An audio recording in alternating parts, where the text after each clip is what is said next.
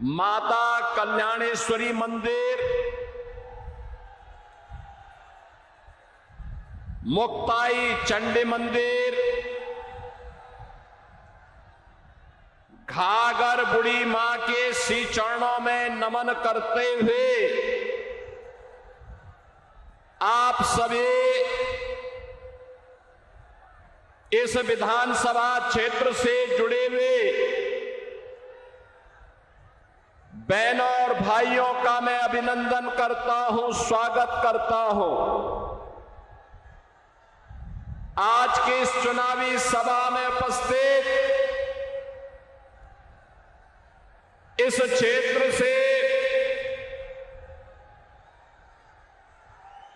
NDA के प्रत्याशी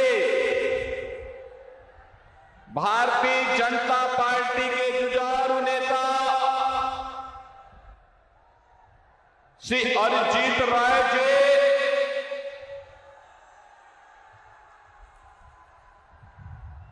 राजस्थान विधानसभा के सदस्य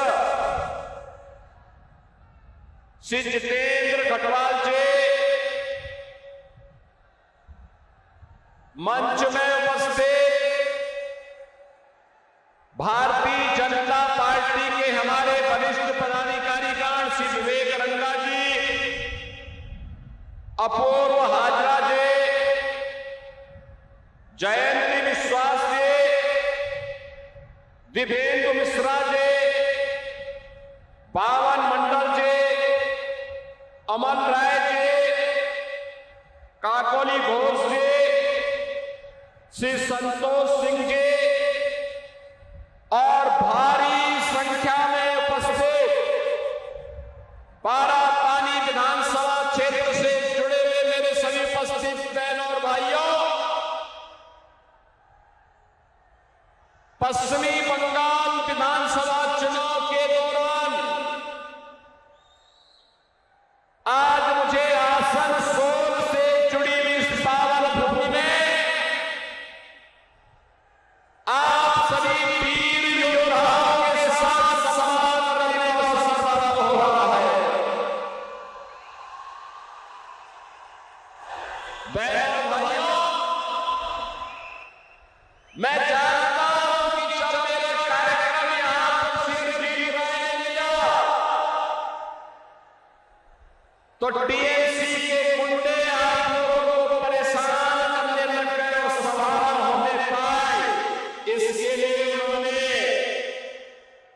भाजपा का झंडा उठाने का प्रयास किया, लेकिन आप चिंता मत करिए, अरिजीत राय को जिताइए, टीएमसी का अभ्यास से हम सुपड़ा साफ करवा देंगे।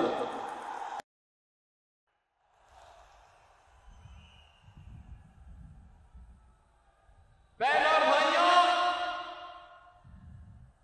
मैं बंगाल की इस पावन धरा को नमन कर रहा हूं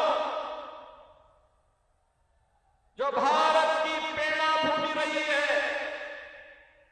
ये बंगाल की भूमि आज से नहीं, सैकड़ों वर्षों से भारत की प्रेरणा भूमि थी। ये प्रेरणा भूमि, जिस भूमि ने भारत को राष्ट्रगान जन गण मन के रूप में श्री रविंद्रनाथ ठाकुर की कृति के माध्यम से पूरे देश को एक राष्ट्रगान दिया। ये बंगाल की भूमि है जिसने भारत को राष्ट्रगीत वंदे मातरम दिया और यह वर्ष अत्यंत पवित्र है। यह वर्ष वंदे मातरम के 150 वर्ष पूर्ण होने के वर्ष हैं और वंदे मातरम के गीत ने भारत की आजादी को एक मंत्र दिया था और वंदे मातरम के 150 वर्ष पूर्ण होने पर बंगाल की धरती टीएमसी की अराजकता से मुक्त होने का आह्वान भी आप सबसे करने के लिए आई है।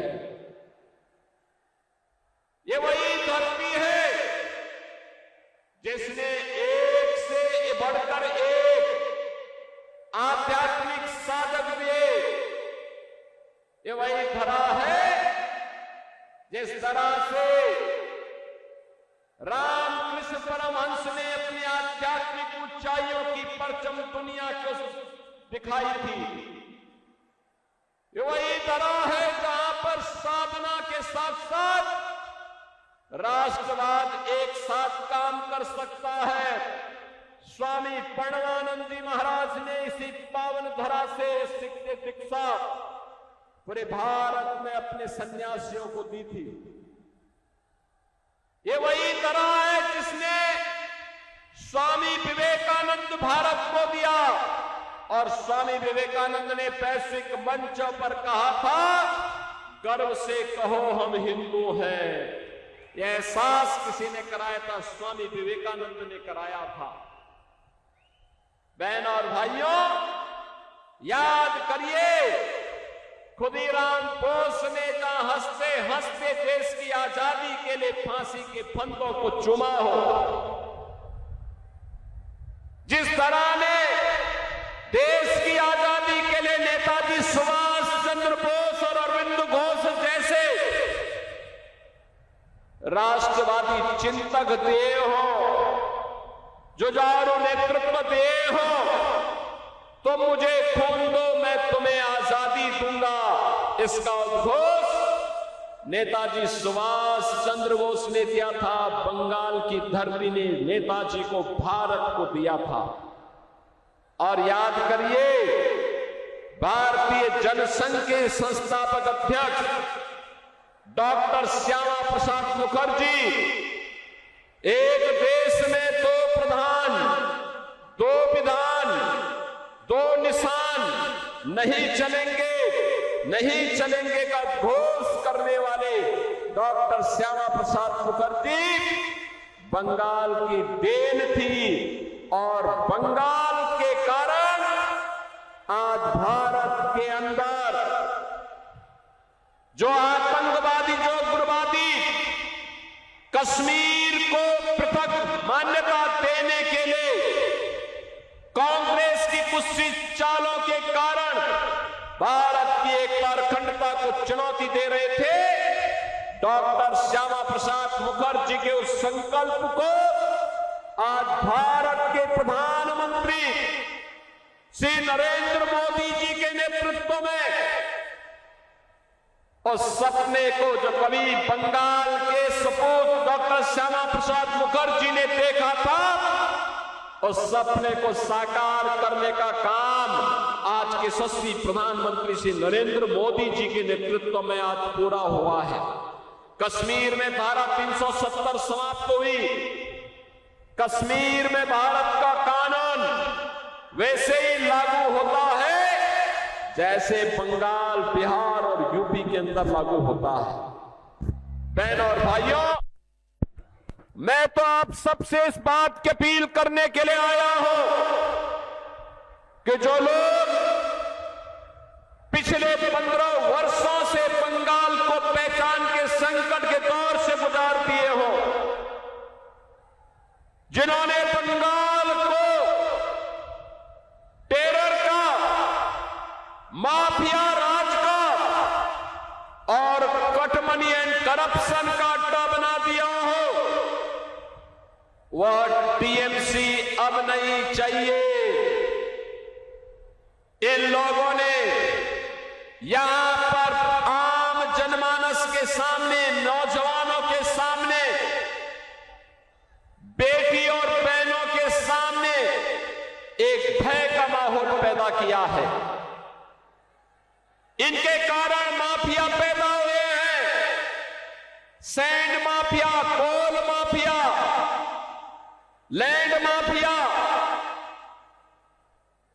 ये माफिया प्रवृत्ति, ये बीजेपी इसको समाप्त करेगी, बीजेपी का संकल्प है। और जो जनता के लिए मोदी जी पैसा भेजते हैं दिल्ली से, ये टीएमसी के गुंडे जो पैसा हजम कर जाते हैं। बहनों और भाइयों, आज मैं कहने के लिए आया हूं आपसे यही, जो अराजकता आपको यहां देखने को मिलती है, जो भय का वातावरण है, जो दंगे हैं, जो माफिया राज है, सैंड माफिया और कोल माफिया का वर्चस्व दिखाई देता है, जो विकास के पैसे में कटमनी और करप्शन की भेंट चढ़ जाता है, इससे इसी प्रकार की बुरी स्थिति आज से 9 वर्ष पहले उत्तर प्रदेश की भी थी। याद करिए, उत्तर प्रदेश 9 वर्ष पहले वहां हर दूसरे तीसरे दिन एक दंगा होता था। कोई पर्व और त्योहार नहीं हो सकता था।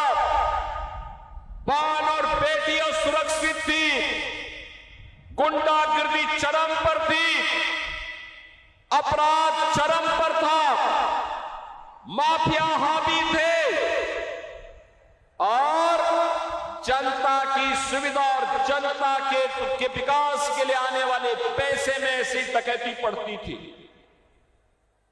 इसका उपचार केवल और केवल एक है और वह है डबल इंजन की भाजपा की सरकार, डबल इंजन की भाजपा की सरकार। बहन और भाइयों, आज आप देख रहे होंगे जब उत्तर प्रदेश के अंदर माफिया की हड्डी और पसली को यूपी का बुलडोजर ठीक करता है और उसकी संपत्ति को अपने कब्जे में लेकर के गरीबों का आवास बनाती है, तो माफिया राज समाप्त हो जाता है। आज यूपी में न कर्फ्यू है न दंगा है, यूपी में अब सब चंगा है। याद करिए, पहले राम जन्मभूमि के लिए हमें आंदोलन करना पड़ता था, राम भक्तों पर गोलियां चलती थी। मुझे भी एक कार सेवक मिला है यहां पे, और राम भक्त कह रहा था कि मुझ पर 1990 में टीएमसी की ही पार्टनर पार्टी समाजवादी पार्टी ने गोलियां चलवाई थी, इनकी सरकार में गोलियां चली थी। ऐसे यूपी में भी जैसे ममता दीदी को राम नाम से चिढ़ है, दुर्गा पूजा से चिढ़ है, ऐसे ही यूपी में भी चिढ़ होती थी। और डबल इंजन की सरकार आई।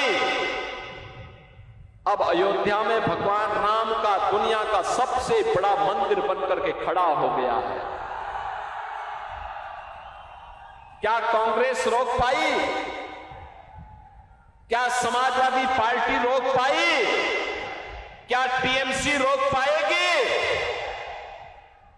इसकी गारंटी केवल और केवल मोदी जी की ही गारंटी हो सकती है। मोदी है तो मुमकिन है।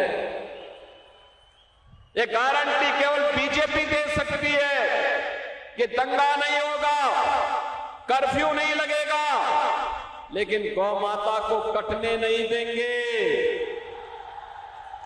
और हिंदुओं को बंटने नहीं देंगे। मैं तो आपसे कहने के लिए आया हूं, ये बंगाल कभी भारत की कल्चरल कैपिटल के रूप में पूरे देश को दिशा देती थी।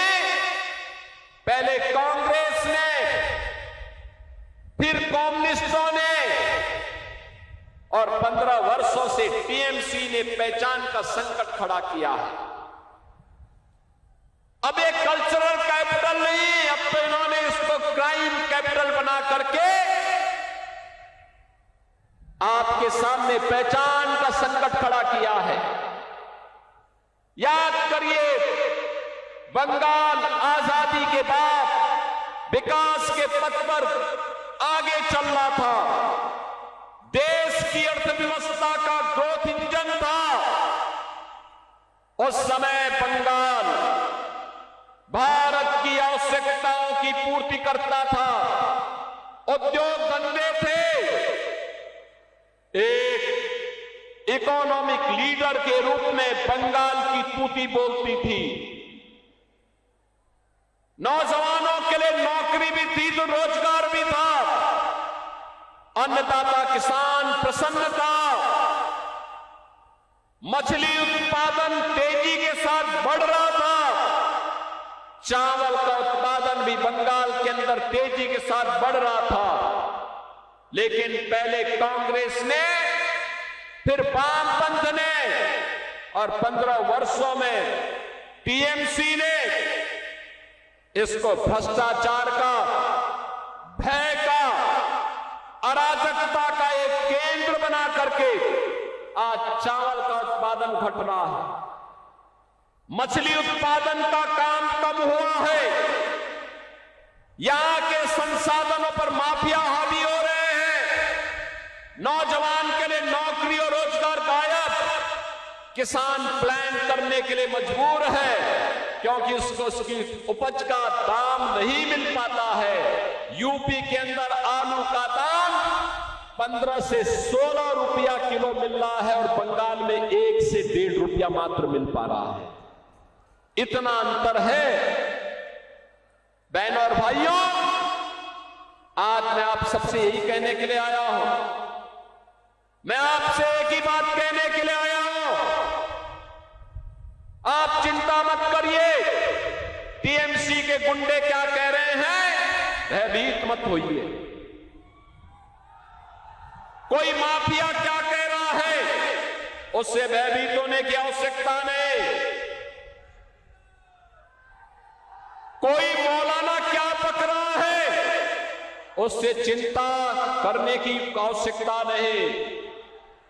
आने दीजिए डबल इंजन की बीजेपी की सरकार को, ये सभी आपकी चाटकारिता करते हुए दिखाई देंगे। आपके लिए बंगाल की सड़कों पर झाड़ू लगाते हुए दिखाई देंगे ये सभी लोग, और इसलिए चिंता करने की आवश्यकता नहीं। देखो ना, यूपी में कितना परिवर्तन हो गया, वहां किसी सड़क पे कोई नमाज नहीं पढ़ सकता, नहीं पढ़ सकता।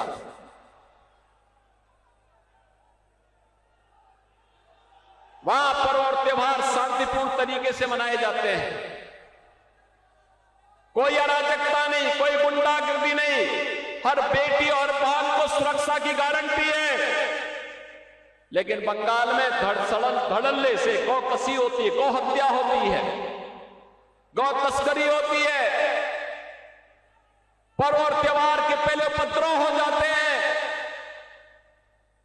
और इसीलिए बहनों और भाइयों, इसकी गारंटी, सुरक्षा की गारंटी, समृद्धि की गारंटी,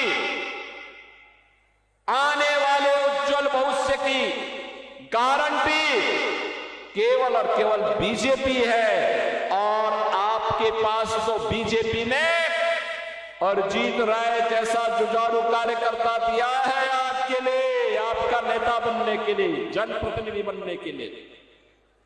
एमएलए के प्रत्याशी के रूप में अरिजीत राय को, अरिजीत का मतलब ही होता है कि वो शत्रु को जीत सके। इसलिए अरिजीत राय को भारी बहुमत से विजयी बनाइए, बंगाल में बीजेपी की डबल इंजन सरकार को लाइए, समस्या का समाधान प्रधानमंत्री मोदी जी के नेतृत्व में डबल इंजन, डबल स्पीड से करेगा, बुलेट की स्पीड से करेगा।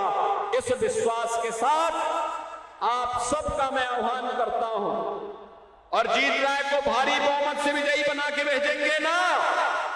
सभी लोग दोनों हाथ उठा करके बोलो मेरे सामने, सभी लोग जिताएंगे, भारी बहुमत से विजयी बनाएंगे, आशीर्वाद मिलेगा ना।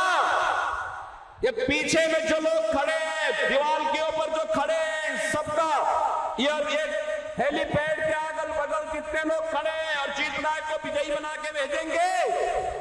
दोनों हाथ पा करके मेरे साथ बोलेंगे, भारत माता की, भारत माता की, भारत माता की, वंदे वंदे वंदे, जय श्री राम, जय जय श्री राम।